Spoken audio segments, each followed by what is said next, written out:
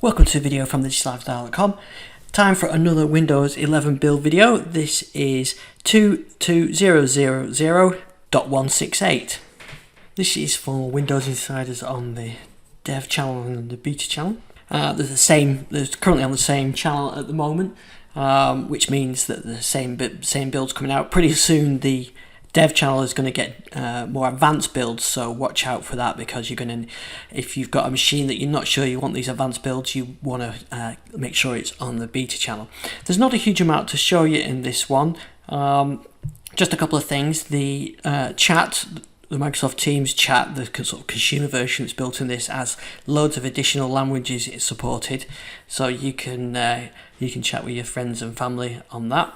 And there's also an Office 365 widget, but I tried to add that widget and it's not appearing for me, so I don't know whether that's because it's a language issue. I think you've got to have US installed or something like that, but it's not showing. Also, I'm signed in with my personal account rather than a Microsoft account.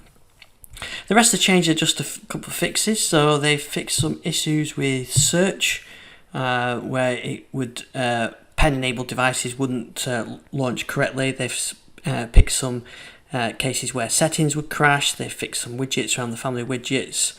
There's still plenty of known issues with this as well. I'm seeing an issue where this is where in sleep mode this is actually shutting down and restarting. That's not in the notes yet, but I've seen that a couple of times today. But there are some reports of some people not seeing the taskbar and start menu. You've got to uninstall and update on that, and you can find that on the blog on thedigital-lifestyle.com with all the details.